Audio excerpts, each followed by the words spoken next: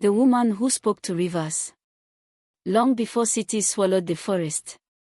Before roads cut through ancient lands. There was a village where people lived in harmony with the earth. A small village. Nestled beside a sacred river. The villagers believed the river was alive. They believed it listened. They believed it judged. But no one had ever heard it speak. Until Amara. Scene transition, soft water sounds. Amara was not like the others. She was quiet. Observant. Always drawn to the river. While other women fetched water and returned home quickly, Amara would linger. Staring into the flowing current. One evening, as the sun disappeared behind the trees, she heard it. A whisper. Soft. Faint. Like a voice carried by water. At first, she thought it was the wind. But the whisper returned. Calling her name. Amara. The river was speaking. Music grew slightly tense. Soon, strange things began to happen in the village. Amara started revealing secrets no one had told her. She knew which fisherman had stolen from his brother. She knew which woman had hidden money from her husband. She knew things that no one else could know. The villagers grew uneasy. The elders whispered among themselves. How does she know these things? Who is speaking to her? Fear slowly replaced curiosity. Because in villages like this, the unknown is rarely welcomed. Scene shift, footsteps approaching village. Then one day, a stranger arrived. He came from the distant forest. Tall. Silent. With eyes that seemed to study everything. He introduced himself as a spiritual traveler. A man who understood the hidden forces of nature. But KOLAPO, the village's oldest elder, watched him carefully. Some men come seeking wisdom. Others come seeking power. And this stranger was not searching for wisdom. Music darkens. Meanwhile, the river continued whispering to Amara. But now, the messages were darker. Warnings. The river spoke of greed. Of broken promises. Of a sacred balance that the village had forgotten. Yet Chief OYEKA, the village leader, did not believe in such warnings. He believed power belonged to men, not rivers.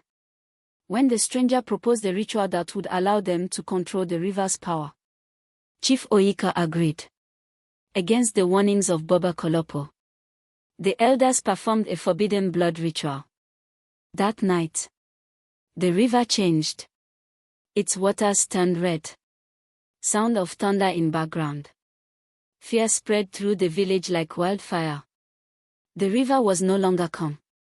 At night, it roared. The water crashed against its banks as if something inside it was screaming. Then came the drought. Fish disappeared. Crops failed. Children fell sick. But the stranger had one more plan. Upstream, he ordered men to build a dam. If we control the river, he said, we control its power. But the river was never meant to be controlled. Music intensifies. One night, the sky split open with lightning. The river burst. A massive flood tore through the village. Houses collapsed. Trees were uprooted. People ran in terror. And in the middle of the chaos, Amara walked calmly toward the raging water. She knew what the river wanted. She stepped into the current. The villagers screamed her name. But Amara did not stop.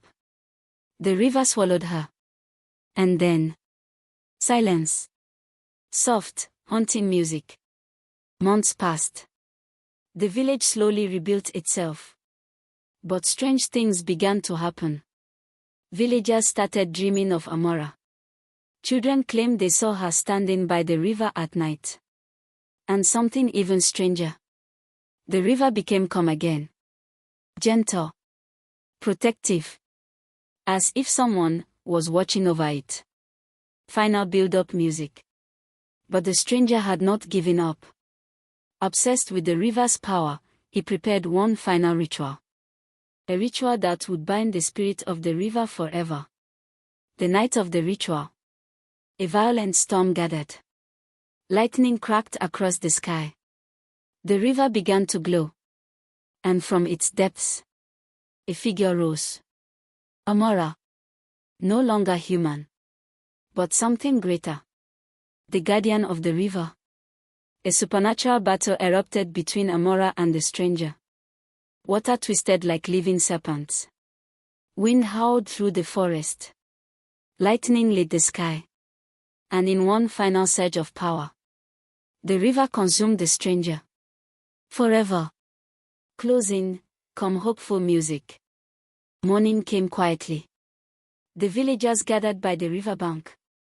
Chief OYEKA stood among them, silent, humbled by the judgment of nature. Then, for a brief moment, Amara appeared above the water. Calm. Radiant. Watching over the village.